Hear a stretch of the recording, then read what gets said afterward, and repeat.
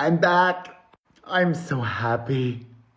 Thank you, Justin Baldoni, for amending your lawsuit and refiling it last night with so much new information.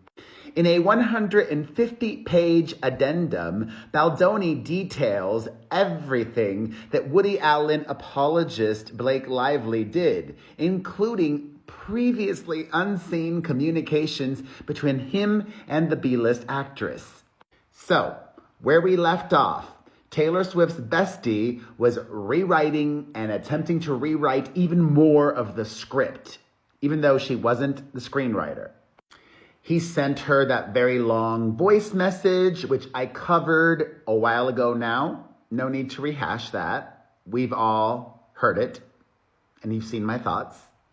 The next morning, on April the 15th, Baldoni, ready to continue work, followed up his voice note with a text message to share additional thoughts on the script. Lively responded, thanking him for the thoughtful messages and promising to always do things in service of their shared goals. And as I told you in one of my previous videos from today, chronicling this never-ending saga, it was the whole rewriting moment and then moment afterwards where not just the rooftop scene, she wanted to rewrite other characters' dialogue where things went south permanently. On April the 20th, producers of the movie, including his production company's main guy, Jamie Heath, started talking about her behind her back. April 20th, 2023. An unnamed producer messages Jamie Heath saying he cannot let her have opinions on everything. Jamie Heath responds, Blake? The producer says, or she's going to be co-directing this film. Yes. Jamie Heath says, yeah, we're talking about that a lot yesterday. The unnamed producer says, exactly. This is why everyone is starting to lose it. We've been talking about the same things for months. Jamie Heath then says, yep, it's starting to get resolved. This other unnamed producer says, no, it's not. I love that we're all finding out about this now, but so is she. April 21st. Baldoni meets with the intimacy coordinator to discuss how to shoot the intimate scenes. It was important to him that the intimacy coordinator be a woman to help craft these scenes that would speak to the book's mostly female audience, i.e. be written for the female gaze. His notes from this meeting are pictured below and were later shared with Lively during one of their script writing meetings at her New York apartment. These notes would later become the basis for Lively's complaint, in which she states that Baldoni would talk about his own intimate, sex life and insert gratuitous scenes with Lively's character climaxing. As seen in these notes, these mentions come directly from the intimacy coordinator's notes. Go down on her.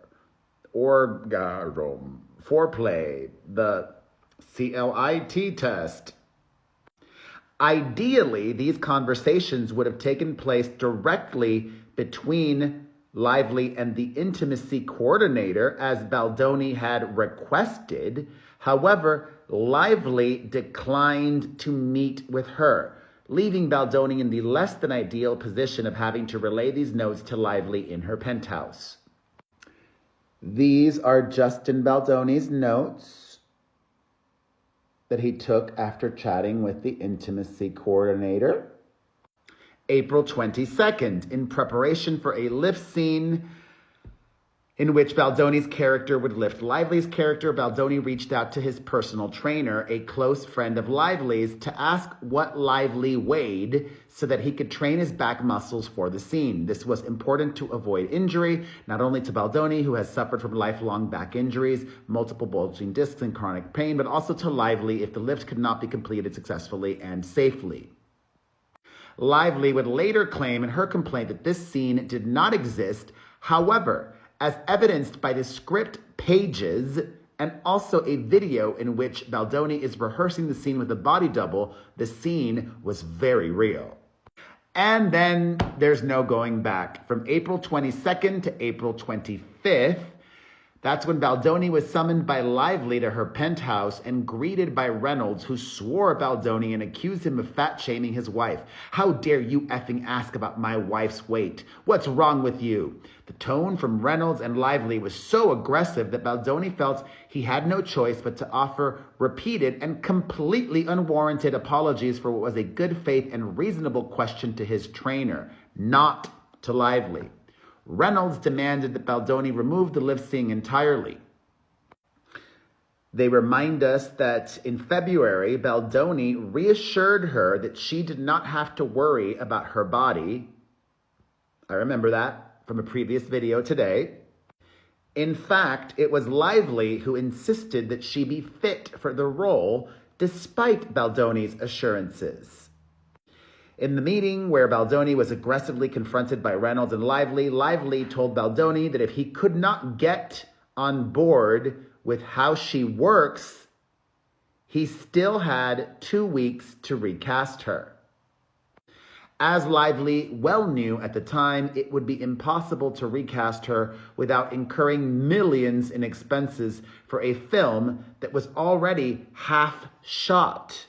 In addition to financial repercussions, it would cause the studio and Baldoni severe reputational damage, including their relationship with Sony, the film's distributor and financiers.